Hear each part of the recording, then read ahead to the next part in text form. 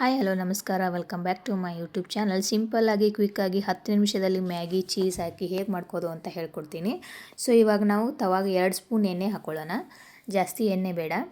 ಹಾಗೆ ಇದಕ್ಕೆ ನಾವು ಹೆಚ್ಚಿರ್ತಕ್ಕಂಥ ಒಂದು ಈರುಳ್ಳಿ ಹಾಕ್ಕೊಳ್ಳಿ. ಒಂದೇ ಮ್ಯಾಗಿ ಮಾಡ್ತಿರೋದ್ರಿಂದ ಸೊ 2 ಮೆಣಸಿನ್ಕಾಯಿ ಹಾಕ್ಕೊಳ್ಳಿ. ಖಾರ ಜಾಸ್ತಿ ಬೇಕಾದರೆ ನಿಮಗೆ ಇನ್ನೂ ಹಾಕ್ಕೊಳ್ಳಿ. 2 ಮೆಣಸಿನ್ಕಾಯಿ, 1 ಈರುಳ್ಳಿನ ನಾನು ಹಾಕ್ಕೊಳ್ತಿರೋದು. ಹಾಕ್ಕೊಂಡು ನೀಟಾಗಿ ಕಲಿಸ್ಕೊಳ್ಳೋಣ. ಕ್ವಿಕ್ಕಾಗಿ ಆಗುತ್ತೆ ಮತ್ತು ಜಾಸ್ತಿ ಇಂಗ್ರೀಡಿಯೆಂಟ್ಸ್ ಏನಿಲ್ಲ.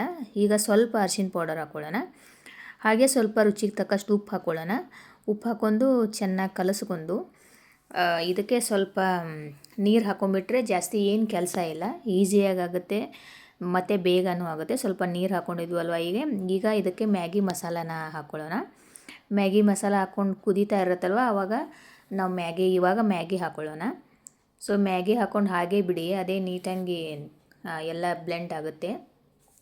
ಸೊ ಇವಾಗ ಹಾಕೋದಾದ್ಮೇಲೆ ಇದಕ್ಕೆ 1 ಸ್ಪೂನ್ ಚೀಸ್ ಹಾಕ್ಕೊಳ್ತಾ ಇದ್ದೀನಿ. ಅತಿಯಾಗಿ ಚೀಸ್ ಹಾಕಿದರೆ ಟೇಸ್ಟ್ ಚೆನ್ನಾಗಿ ಬರೋಲ್ಲ, ಮ್ಯಾಗಿ ಫ್ಲೇವರೇ ಹೋಗಿಬಿಡುತ್ತೆ. ಜಾಸ್ತಿ ಚೀಸ್ ಬೇಡ, ನಾನು ಹಾಕಿದ್ದೀನಲ್ಲ 1 ಸ್ಪೂನ್ ಹಾಕ್ಕೊಳ್ಳಿ. ಕ್ವಿಕ್ಕಾಗಿ ಮಾಡ್ಕೊಳ್ಳಿ.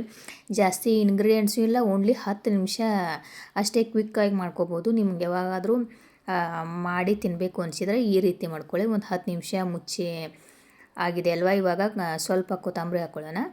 ಸೊ ನೀವು ನೋಡ್ಬೋದು ಎಷ್ಟು ಚೆನ್ನಾಗಿ ಬಂದಿದೆ, ತುಂಬ ಟೇಸ್ಟಿಯಾಗಿ ಬಂದಿತ್ತು. ಸೊ ನೀವು ಇದೇ ರೀತಿ ಮಾಡಿ. ಜಾಸ್ತಿ ಚೀಸ್ ಹಾಕಿದರೆ ಅಷ್ಟೊಂದು ಫ್ಲೇವರ್ ಬರೋಲ್ಲ. ನೀವು ನೋಡ್ಬೋದು ಎಷ್ಟು ಚೆನ್ನಾಗಿ ಬಂದಿದೆ ಅಂತ ತೋರಿಸ್ತೀನಿ ನೋಡಿ, ಎಷ್ಟು ಚೆನ್ನಾಗಿದೆ ಅಂಥೇಳಿ. ನೀವು ನೋಡ್ತಿದ್ರಲ್ವ, ತುಂಬ ಚೆನ್ನಾಗಿ ಬರುತ್ತೆ. ಅಷ್ಟೇ ಮಾಡ್ಕೊಳ್ಳಿ. ಸೊ ಈ ವಿಡಿಯೋ ಇಷ್ಟ ಆಗಿದೆ ಅಂತ ಅನ್ಕೊಂಡೆ. ಇಷ್ಟ ಆದರೆ ಲೈಕ್ ಮಾಡಿ, ಶೇರ್ ಮಾಡಿ, ಹಾಗೆ ನಮ್ಮ ಚಾನಲ್ನ ಸಬ್ಸ್ಕ್ರೈಬ್ ಮಾಡ್ಕೊಳ್ಳಿ. Thank you.